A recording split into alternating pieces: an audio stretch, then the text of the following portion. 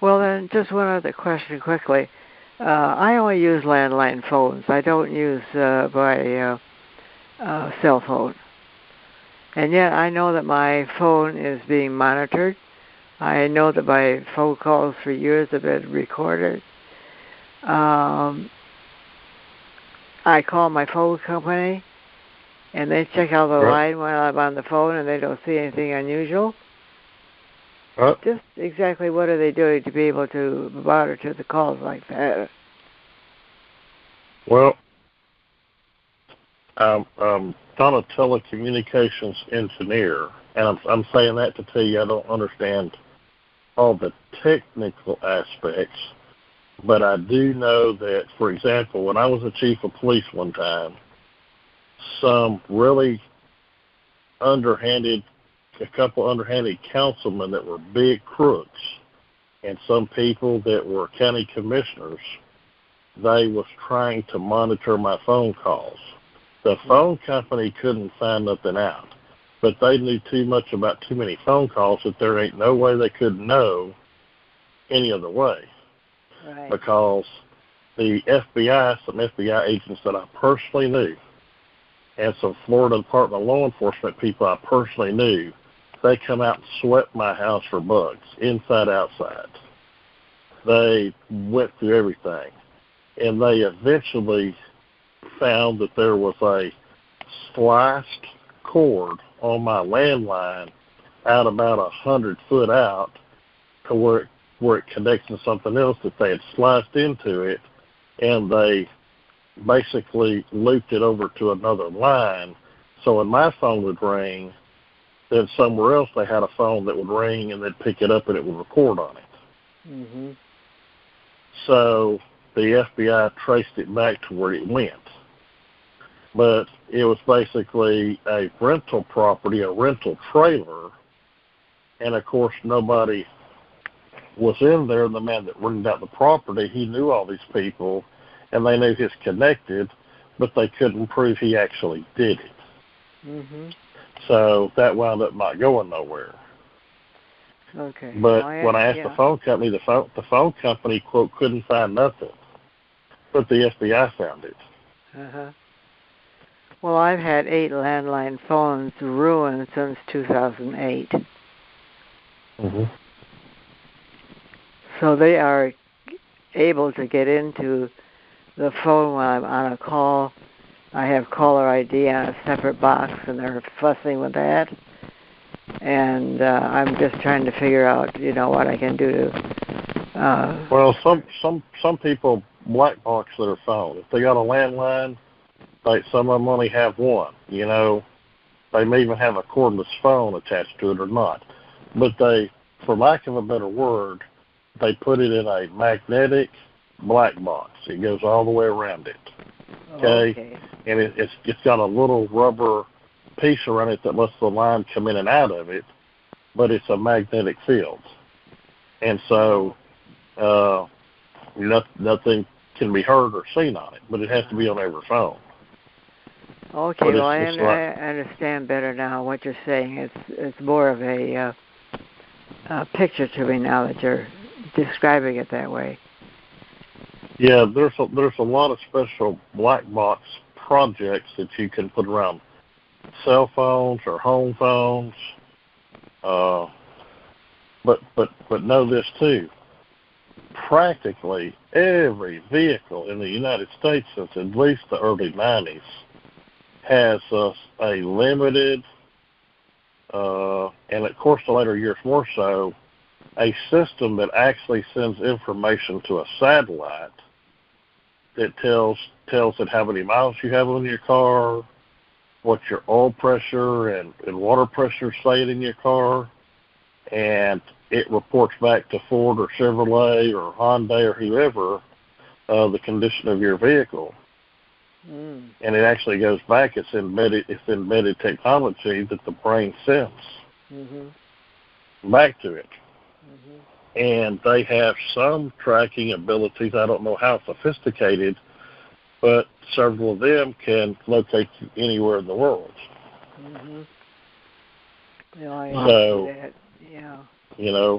I've got some friends that have some cars that were made in the 1950s, and some of them have a deuce and a half, and they have some underground facilities, and they have Faraday cages, and they have food stocked up for probably 20 years. Medical supplies, surgical supplies.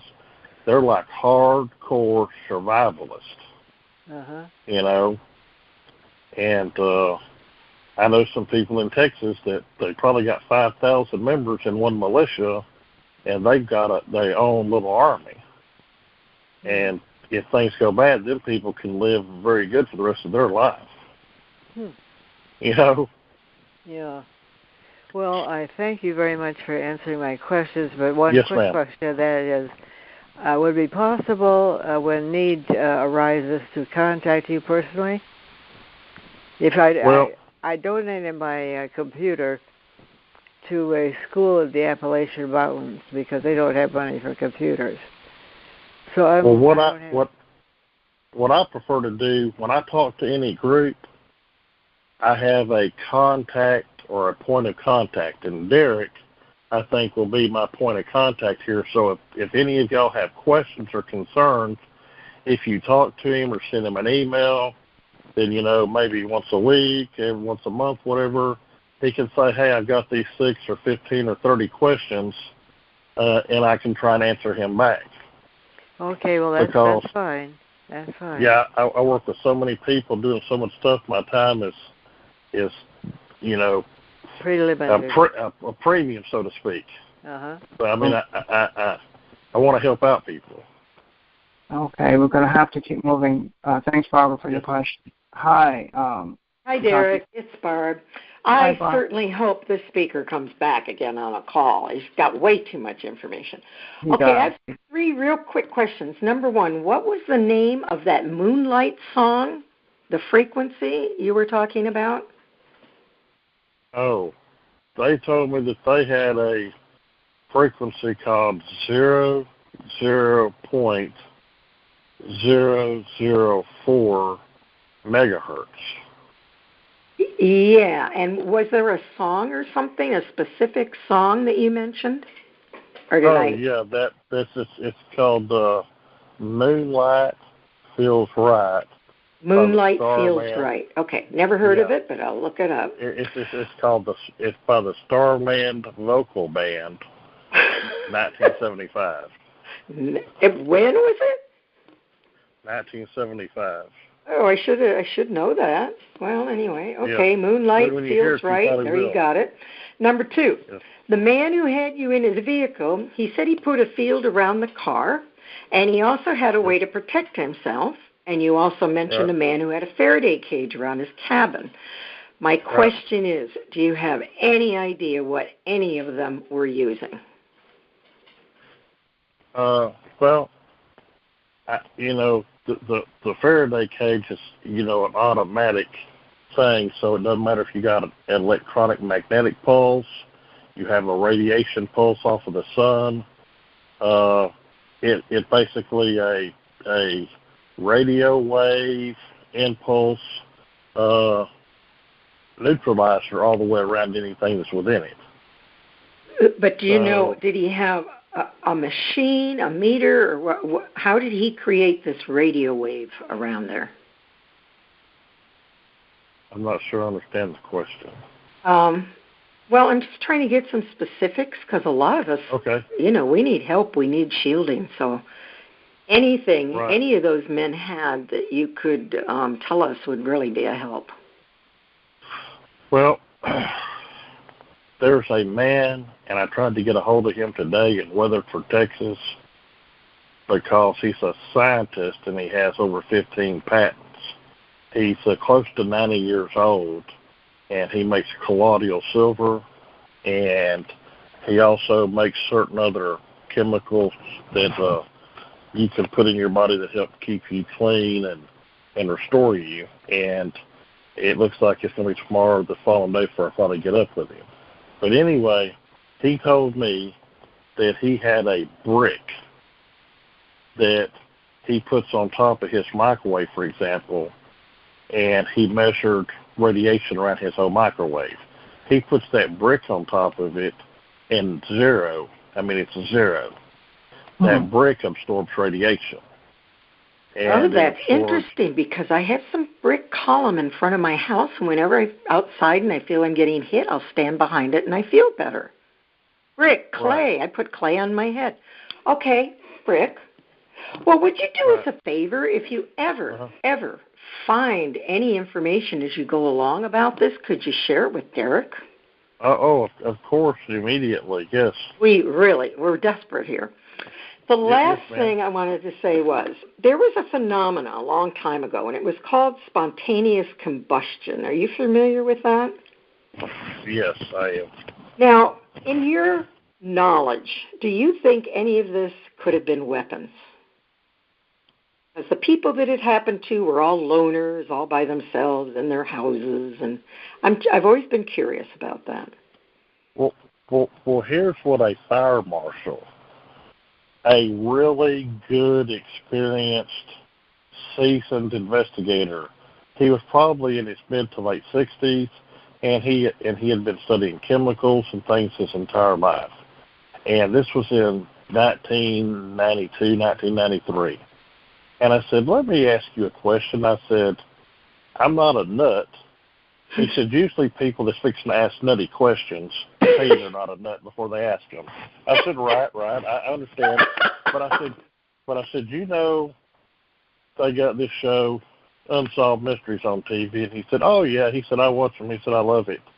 He said, a lot of times certain things happen on arson investigations, and I send them information that a lot of arson investigators don't know that they should. And he said, I've helped them, but I don't just broadcast that. And I said, right. I said, what do you think about these things where people have spontaneous combustion, since you study fire and so forth? He said, this is what I'm going to tell you.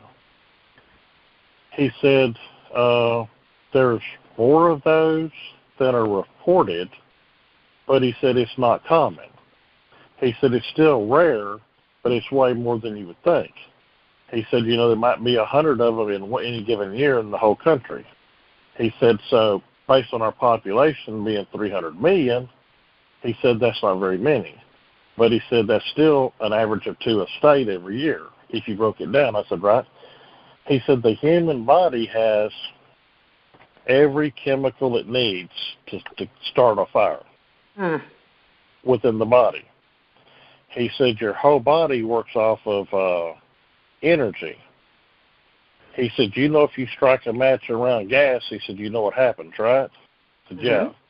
He said, so basically, he said, if your electronic system in your brain that's running the body has a certain type of malfunction and your chemicals are imbalanced in some way, he said, then all of a sudden you could catch a fire. And you don't think there's possibly a weapon that could create that in your brain to make that happen? Well, right. But what I'm saying is that the hypothesis you just posed to me, I've never thought of that. The very first time I thought of it is when you just said it. Now that's why I said I spent my entire life knowing cagoodles of information. I'm a junkie for knowledge. Me too. I study the Bible. I study the laws. Those are my 2 big things. But I study people in life. And I'm just saying that every once in a while somebody says something that sets off a whole new field of thought for me. So, yes, I see that as plausible. But he's basically saying that just as a person has a heart attack, then their electromagnetic inner workings have a failure, and it causes you to go into cardiac arrest. He's saying it's similar to that, but instead of going to cardiac arrest, you actually catch a fire. And that makes total sense. That is a total possibility to me, too. I'm just a paranoid person giving you another angle. Yeah, so I'm saying that, do I think that's what's happening? I don't think so. However, you could have both. You could have people that spontaneous combustion because of chemicals and energy mixing and catches them on fire, or then you could also have some that are targeted, and they're set to do that. Yes. We have to keep moving. Thanks for your question, Barbara. And now we have Richard. Is that you? Yeah, that's me. Yeah, I'd like to say thank you for being on the call. It's very important. I'd like to say a little bit. I've been a target individual for a lot of years, even back in the 70s. Also, can you keep this brief, please? Huh? Can you keep this brief, please? Okay. Let me speed it up. I got dozens of microchips wired in my body, brain damage, broken bones. I'm a target individual. I live in a Faraday cage. And the sheriffs in my county and my hometown next door, my question is, I already know, been told by several police officers, it's all carried out in the computer room, police department. My wife died 2 years ago, no investigation. I had expert evidence of that. Still ain't got investigation, but let me say this. The FBI, Homeland Security, State Attorney General, SBI, Internal Affairs, all tell me go back and talk to the sheriff. Okay, so I'm still at a standstill. I appreciate you bringing that up. I've never been a threat to anybody, and I really don't know why that my family's been targeted. But I've never been able to get investigation whatsoever, and still not today. Even everybody telling me to go back and talk to the sheriff. The sheriff won't talk to me for one, and then they told me to take it to district attorney, and he threw his hands up, wouldn't take my evidence in court, and they Freemasons, both sheriffs, and the question is. Both of them master Masons, and I noticed my programs in a phone, they can hit me in metal buildings in my Veterans Club. You know, it's a program because of what I got in my body. And Freemasons participate in it, but I really appreciate you bringing that up. I'm just in a situation that's very serious, and I'd like to know, your opinion on them issues. Well, I think that any time somebody dies and there's not an adequate investigation outside of natural causes, I mean, if it's physician attended, they knew they had cancer, leukemia, whatever they have, and they've been dealing with it for a year or 5 years, we understand that. But, a person in relatively regular health, and they either get shot or they die all of a sudden and there's no reasonable explanation, and there's not an adequate law enforcement investigation, cover-up comes to my mind, corruption comes to my mind immediately.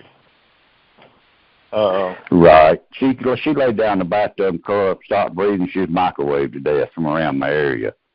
They've been set up around my area, that microwave generator, it puts burns on the body. I've had burns on my body.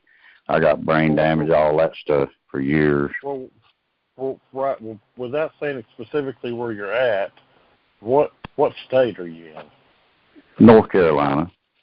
Okay. Oh, I don't mind. I'm in Kings Mountain, North Carolina, and I was raised in Gaston County, North Carolina.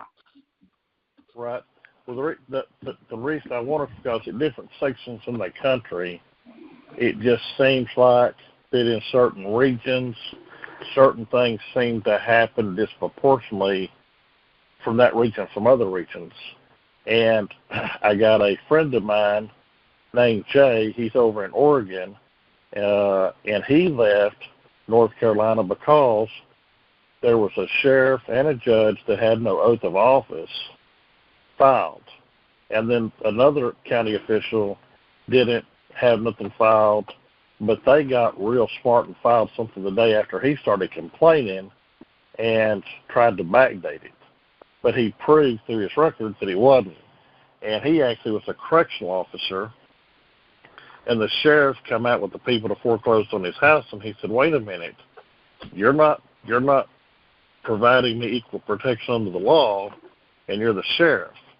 Well, he started finding out some various things about some various sheriffs, and about a 5 or six-county clique area that they all seem to be of the same mindset and seem to be on somebody's payroll.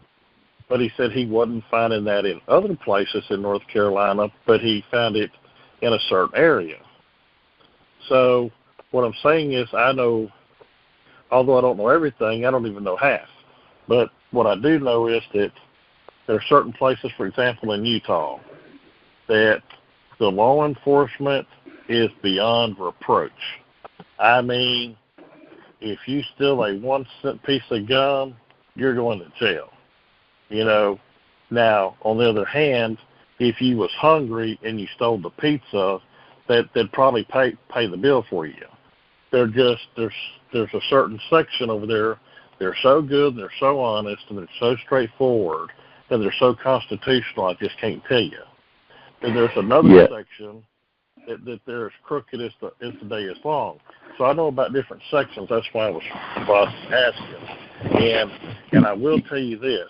I don't say this publicly, although it's not a big secret. I just don't run around saying it. But I had family members that was in the Masonic Lodge, and I saw all these men as being good men and being honest men.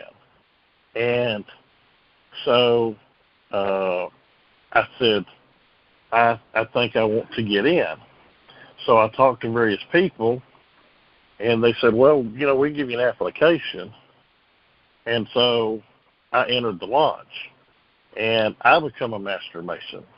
And I saw everything that was going on, and in my belief, there was nothing bad or wrong going on. However, somebody told me something, and I went back and looked at the applications after I'd been in for about 5 or 7 years, something like that, and he said, you profess a belief in a God. It didn't say in God, it said in a God. So I talked to a couple of people that were theologians, and I said, why do you think this is saying this? I said, because so long as you don't name God, it doesn't matter. It can be any God. You can have Allah, Buddha. You can believe in rocks or cows. You just have some higher being or presence that you answer to, so you'll have some morality about yourself. And I said, well, that ain't going to work.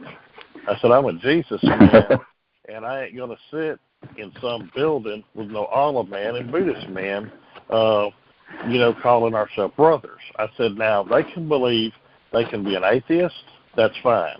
They can believe in Buddha or Allah, that's fine. You know, I'll protect their constitutional right to pray and worship how they see fit, but I'm not going to call them brother and gather up in the same building with them to do charity work. That's what I just don't, that's not me. So yeah, my point was they good Freemasons. I got a brother Freemason. I'm not saying all Freemasons, just some Freemasons just do what they've told. Like I told Superior Court during a trial, my lawyer told me, said, Rich, they got to do what they told to do.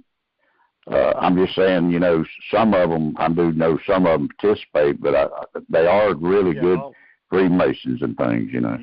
Yeah, but I'm saying, you know, that I told them it's kind of like, in a roundabout way, like being in the mafia. You can't be made and unmade. So I was made a Master Mason. I can't undo that. But it's not compatible with my Christianity. And they said, well, you know, but, you're always a brother. And I said, well, here's the deal. I said, then you consider me not practicing this anymore. I said, because in my obligation, in my oath, and I said, I don't take oaths. I affirm or I adhere, but I don't take men's oaths. I said, but when I did adhere or promise to be honest and to do stuff, I said, I verified that this was so long as it did not interfere with my faith or my family. This interferes with my faith and my family, so I can't do it in good consciousness. And you said I have a right to my conscience, right? Yeah, I said, so I'm no longer going to participate. I said, I'm not going to run around saying you're bad. It's just something that I'm not going to be able to participate in. So, wow. A lot of people believe that a lot of bad things happen in the lodge, and through my own knowledge and my own personal research, probably for 20 years afterwards, I have seen a lot more that I got further away from it, and I see that there's a lot of men in there that are just blind to what's going on. They just don't see it. But I have gone back and looked at the scriptures and studied what they teach versus what's in the scripture, and it's not accurate. And it will allow you to believe in any God. Theoretically, you could believe in Satan and be a Mason, or you can believe in Jesus and be a Mason, or anything. And I said, so that ain't going to work. Okay, did they allow you to leave without repercussions? Oh, yes. Yes. Okay. But I believe two or three things in my mind. One, I'm a praying man. I'm an honest man. I don't run around hurting nobody. And for lack of a better word, I tell people Jesus died for me and he's got my back. So I don't really worry and I don't really stress about things. I just live my life and I'm honest. And so I say the people that love me because I'm honest. The people that hate me because I'm honest. So I know that there are people that have left the lodge and they become missing or dead. I know that's a fact. I know other people that have left because they didn't find it compatible and they're fine and dandy. So I still think a lot of it goes back to the individual man or woman, or in this case. What you saying? If they break their code, they got a code of silence. They got that brother code going on. If they leave and if they break that code and talk about certain things, it could put them in danger. Right. I believe that's happened several times. Yeah. Yeah. Okay. Well, Richard, we have people waiting. Okay. Thank you. Okay. Sure. All right. So, hi. Looks like Laura, is that you? Yes. Hi, Laura. You have a question? I do. Hi, Chief Daymond. Thank you for being a guest. Yes, ma'am. I wanted to make a point. This is just totally bogus. Most of us are women. 80% of the victims are women. Of that, 70% are single women. We are more highly educated than the general population. We do not have criminal records. We are not terrorists. So why and how are they able to get away with this? Well, until very recently, I didn't even specifically know that this was happening exactly this way. I guess, you can kind of, in your deep subconscious mind, kind of know something, but not really know it unless somebody points it out.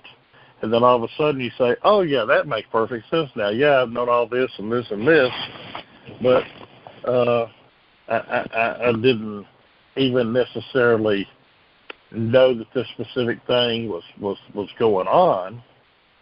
And I was thinking a while ago that everybody except for one was a woman who come on here, and I'm thinking, these sound like very intelligent women, and they have very specific thoughts, and they've done a lot of critical analysis, and nobody yet specifically has said, well, I blew the whistle on the petroleum company over here on this, or I was a friend of this senator and I outed him for something, whatever it was.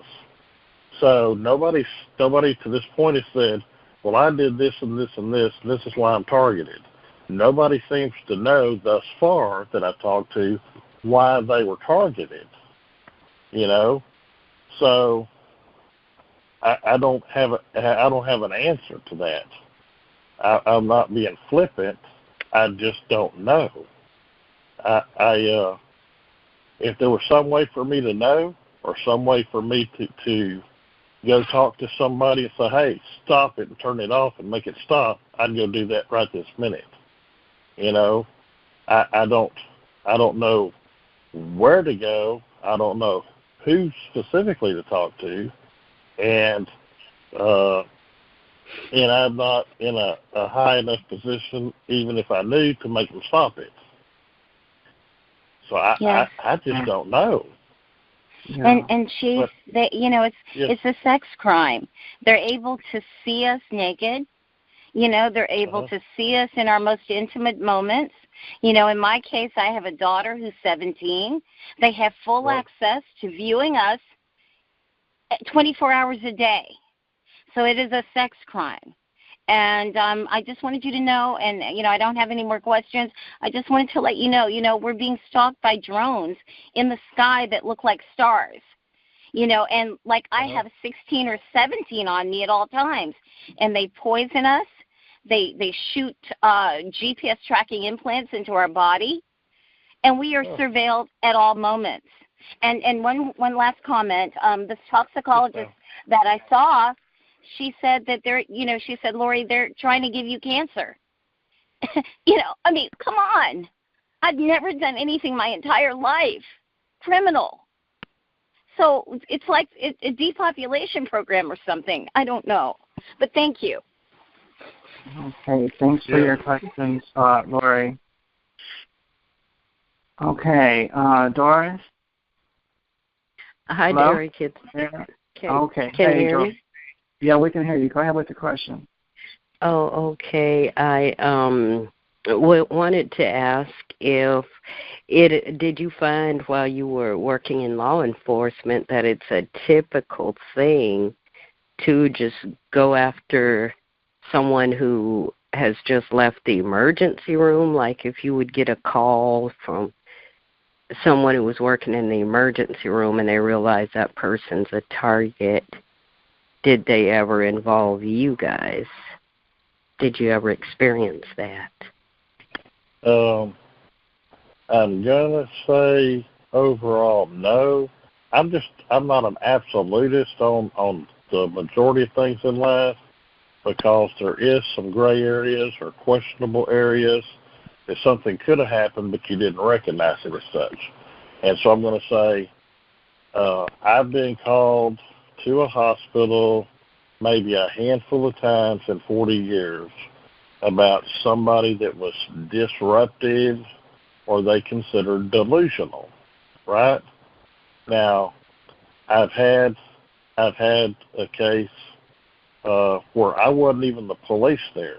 I had brought somebody else in that was considered a mental subject, as in she was hollering and screaming in her house, and her daddy said, I don't know, she's had problems since she was a child, and she was hollering and scream, and she'd throw things and tear stuff up, and he said, I think she's possessed with the devil or something. This is just what his thing is. Said, but she's, and she'll holler and yell and tear things up, and he said they give her some medication, and then she's like perfect. She's just like an angel, but if she quits taking her note, then she gets nutty, and she wouldn't take it, and so I basically had to fight with her, and she was like fighting with 4 grown men, and handcuff her, and I thought she was going to break the handcuffs. And they called the ambulance and had her strapped down, and I kept trying to sit there and talk to her. And I was calling her by her name, and I would say, look, you know me. You know I'm a good policeman. You know I won't hurt you. You know I love you. You know I'm a Jesus man. You're a Christian. I'm praying with you and for you. I want to get you help. We're going to go to the hospital. You've been there before. You know that they're going to give you some stuff to help calm you down. And probably later tonight or tomorrow, then you probably get to come back home. this seems to happen every so 3 months to a year with you. And she'd kind of come around. Well, I'm at the hospital. I'm at the psych ward. The psych nurse, which was a man, he come out of this room and says, hey, you got to help me with this woman. I said, what's going on? He said, she's saying that somebody has put sensors in her body. And he said, she's really wigging out. And said she's trying to tear her skin to get these things that she calls sensors out of her arms and legs. And she had bloodied herself up, and I basically just helped get her restrained down so she didn't kill herself. And he gave her a sedative. And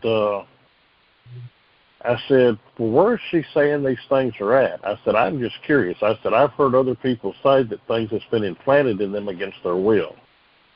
He says, well, he said, I don't know that doesn't happen to some people. He said, but I deal with a lot of really crazy people. And I said, okay, I believe there's crazy people, but some people ain't crazy. So he said, if people make allegations that things have been inserted into them, he said, once we get them sedated, he said, we're going to x-ray them. And he said, we're going to x-ray and look for anything that'll show up. And so he did that. And he says, I can't find nothing here. He says, but she believes that these things are in her body. He says, so to her, that's her reality. He said, in real reality, there's nothing there. He said, if it is, he said, it's something I can't figure out. He said, I just appreciate you helping me with her. And I said, what's her situation? What do you plan to do? He said, well, he said, we've sedated her.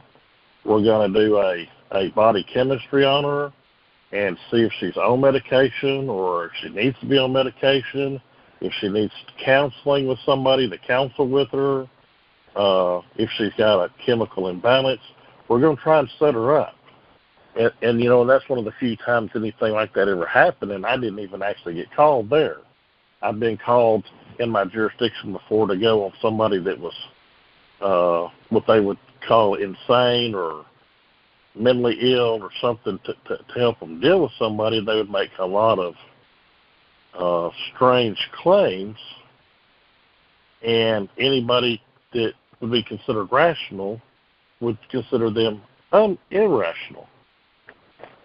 But it could have been other things. But it only happened a handful of times in my whole career. We didn't, you know, get caught up saying that somebody saying I'm a targeted individual or I'm under harassment.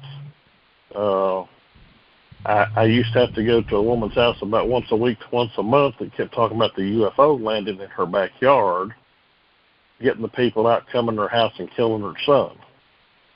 And then they'd come back and take him away, and they'd bring him back and he'd be healed. Mm. And so she about once a month, every 3 months, went to the mental ward, and they said she had a mental issue. But the first time I got a call, I didn't know what the deal was, and I thought that literally somebody broke in her house and killed her son, and she was hollering for help.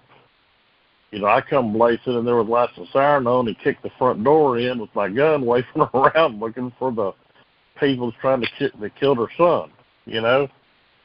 And she's all peaceful and quiet. Then she says, what's going on? I said, well, you called. Yeah. She said, but they've already left in their spaceship. Well, let me ask you this, though. Well, did you wear cloaks? Were you guys issued out, like, the cloaks that wear the cloaking invisibility material? Did you use that in your work?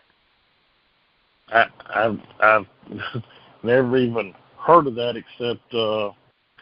except Professor Makaku, or however you say his name. He's talked about it, but I've never actually seen anything like that. Oh, you can find it online if you just Google invisibility cloak.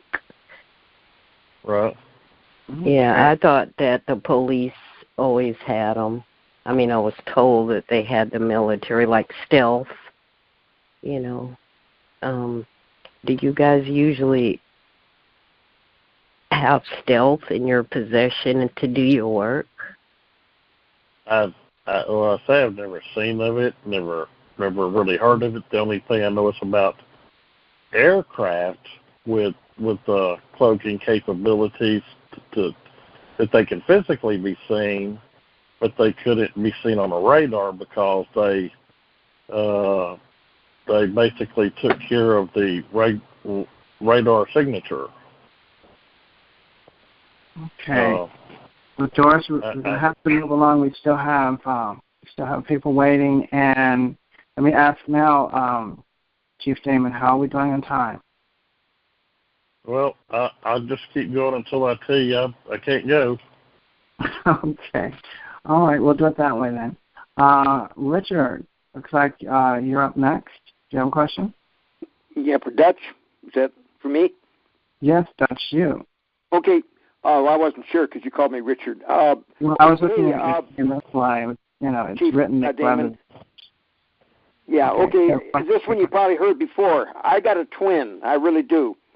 He's passed on now, but he put at least three felonies on my record. In my record, I only have misdemeanors, DUI mainly.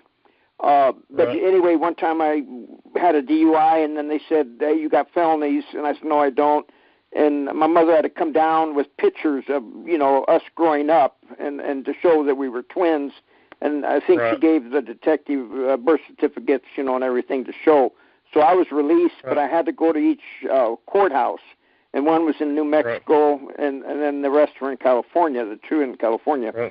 I want to see if that's maybe why I'm a target, because even we both fished for a living, and I was close to him on one boat, and even the Coast Guard he gave my name to, when he was drunk and going too fast, So I just wonder, I want to try to make sure that isn't why I'm a target, that he used my name and put three felonies that I know for sure. I did go to court. I did hire an attorney. They didn't take his fingerprints in New Mexico, so they looked for tattoos.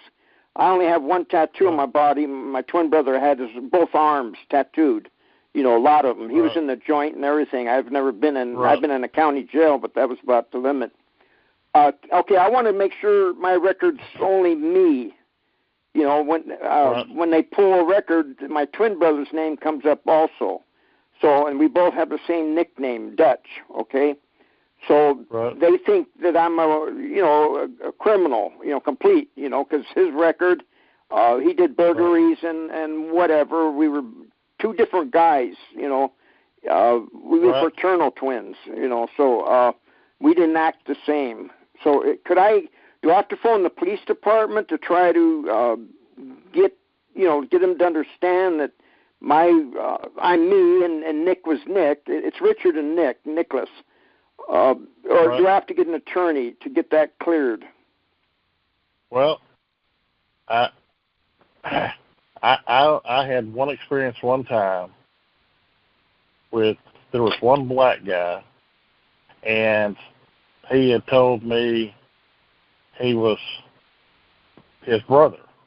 Of course, I didn't know that he had a brother. But anyway, he told me he was his brother. Well, I checked the records on his brother, thinking it's him, and he's squeaky clean. And so, based on all that information, he was squeaky clean. Well, he didn't appear in court, so I had a FTA failure to appear in court, and I went to serve it, and his brother said, I went to the address, he said, that ain't me. Yeah. And I said, well, I'm looking at you, and you're the same guy I seen here 3 weeks ago. He said, no. He said, that's my brother. And I said, really? And he said, yeah, it really is. And he said, he's always getting in trouble. And he said, I live a good, squeaky, clean life. And said, he's been to prison. He's been in trouble lots of times. But because he looks like me, and if you saw a picture, you would think it was me, he gets by with claiming to be me. He said, this ain't the first time this happened. Well, I talked to people at the sheriff's office and this, that, and the next thing. So basically, we actually come up with an idea that his brother didn't know nothing about. So I actually investigated, talked to the mother, talked to some neighbors, and so we got all the stuff put into his brother's name and got it off of him. And the state attorney said, "This is fantastic." Said, "We would have never known this if you hadn't investigated." I said, "Well," I told his brother, I said, "I'm a guy that I don't like tattoos and I don't believe in them. However, you know, the next guy next door to me, he can have a whole body of them. That's his business. I just don't do it. It ain't for me." But I told him, I said, "Well, your brother don't actually have no tattoos." He said, "I don't got none neither." I said, "Well, the only way that for sure you're ever going to be able to tell you from him is put a tattoo somewhere on your body, you know, for your own self-preservation. Don't never tell him, don't never show him, don't never tell nobody else. And when the police stop you, you say, 'Hey, I got a tattoo here,' and you're talking about my brother, he don't have no tattoos. And, you know, I'm going to put it in the records that, you know, that on your record, I had to go to the state, and I like to never got them to do it. Put on his driver's license record that he has a twin brother with no tattoos, but that he has a specific tattoo, and I actually took an electronic picture of it and had it scanned into the system. So he'd be able to prove who he was for the rest of his life. But I like to never got him to do it, and that was in probably 95 or 96. So I can't answer your specific question. I just know how it worked in mine. And if you had to get the records corrected, you either have to know how to do all the paperwork yourself or hire an attorney. Oh, okay, thank you. The DMV, when you said DMV, that's what I'll try and do, too, is when I go get my license renewed, it's coming up this October, I'll maybe take some pictures or try to explain to the DMV that some way, you know, to keep that separate, you know. Right. Yeah, so I'll try that because whenever I don't drink, I haven't drank for 20 years, so that was my problem. Yes, sir. And his was burglary and whatever. But that gives me a hint of what to do, and hopefully it'll work. Because I just can't understand why I got put into this system, you know, the targeting. I don't know. You know, that I don't have the cleanest nose in the world, but hey, I learned my lesson. Yes, sir. I grew up, Absolutely. got smarter. You know, so okay. Well, thank you very much for the response. Okay, yes, thanks sir. for your question, Dutch. Hi, welcome to the call. Do you have a question for Pastor Daymond? Yeah, you know what, Pastor Dan, I really thank you for coming on the call. I appreciate what you're doing. I do want to touch base on what a lady did say earlier. Is there anything that, like, a lot of these people are suffering from pretty severe electronic harassment? Anything short of a Faraday cage? Like, is there anything that you know, is rather cheap or inexpensive that these people can use that can maybe dumb down or lessen the electronic pains that they're going through? Like, does something like covering an entire room or something with tinfoil, does that actually do anything? Do you know to that certain extent? That is something I can't specifically answer because I'm not an engineer and I don't understand the mechanics of this stuff. I mean, I know it's kind of like I know a TV. There's a button that turns it on, it turns it off, changes channel, but I don't understand the inner workings of the TV. All right, so that's fine. I understand radio waves, and I had to go to a special school to learn Doppler radar systems and learn laser radar systems. So I learned a lot of things about radio frequencies through these courses, and I did some work at some radio stations, and I had a friend that worked on cell phone towers and police radio towers, so I learned a lot of little bits and pieces to have a little working knowledge, but nothing in depth. But I do know the man I talked to today, I said, what do these people what do these people do to stop? I said, if somebody's poisoning your water coming in your house, that's one thing. I said, you can buy water off the shelf somewhere. I said, if somebody is doing certain things, then you have to figure out who, where, and when, and stop the source. I said, but invisible radio waves, microwaves, energy sources, that's invisible to the human eye, just like the air and oxygen around you. It's there, but you can't see it. I said, so what are they doing? He says, well, he says, all kind of waves work all kind of different ways. He said that they actually had people that had mirrors in their windows. Some of them were small mirrors, some of them were large mirrors, especially in their bedroom, that they had mirrors in their windows. And he says because supposedly the mirror catches waves and sends them back, or sucks a lot of it up into the mirror itself, or discharges it, it does something to it. He said he didn't know if that was true or not, but he knew that a lot of people had put mirrors in there. He said that he had known people to also put copper around their body, or to put copper in their windows and on their doors. Okay, and I do just want to say briefly, I haven't heard anybody else really go down the entire list. I'm going to rattle it off really quick. I'll try to do it within like 60 seconds. I do want to say that I do have your email address. I did a little bit of due diligence on the internet and found you. Right. So I'm going to send you a couple of videos that you can maybe take a look at in the future. My name is Shad Budge, and I'll do that in the future. But just quickly, I want to rattle off just what basically a TI goes through from what I've gathered over the years of doing research on it. And if anything sticks out that you know of that you've encountered, please just let us know that you have any sort of personal testimony towards. So it starts off with just getting what's known to as V2K, so electromagnetic audio waves, just somebody being able to speak into a speaker and input voices into somebody's head. Pretty horrific and heinous. Next, there's also brain implants people get, and actual perpetrators, in these certain sort of government entities can actually hear somebody's internal speech. Then they can actually come up to them, whether it's a coworker or somebody just randomly off the street, and they can actually repeat, 4 or 5 sentences word for word that somebody has just told themselves in their own head, a couple hours prior.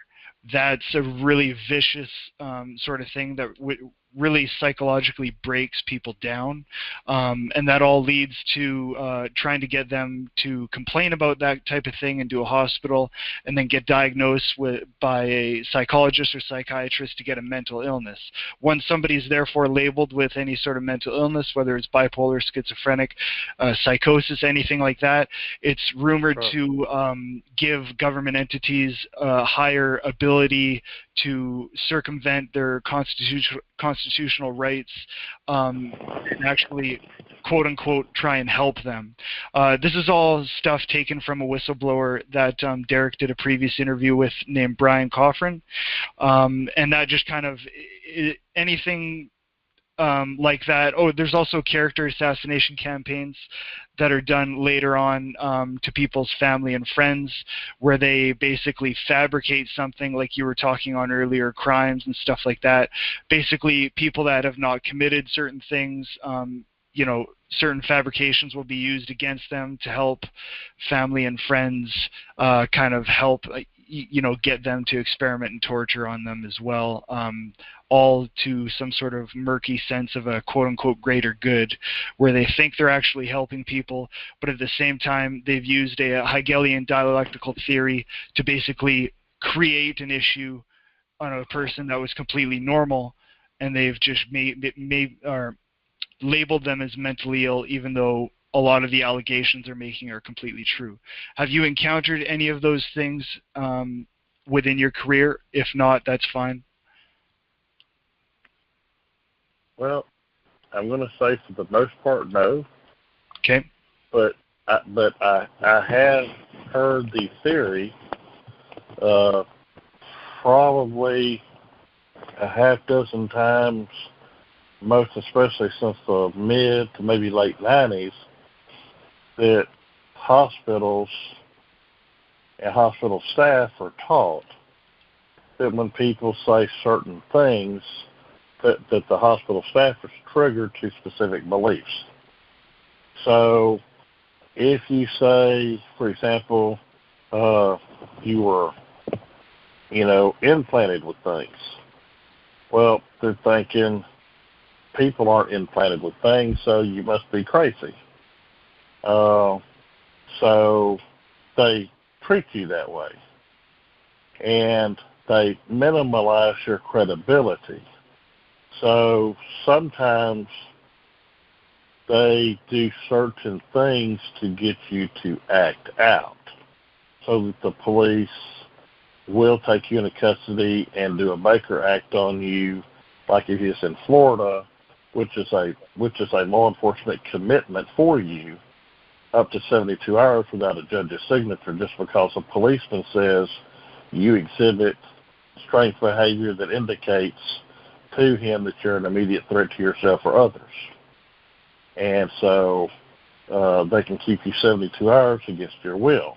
In that 72 hours, if the doctor diagnoses you this, that, or the other thing, certain things say that now you're diagnosed as this, that, or the next thing. So maybe you can't even get a weapon in that state to protect your own self.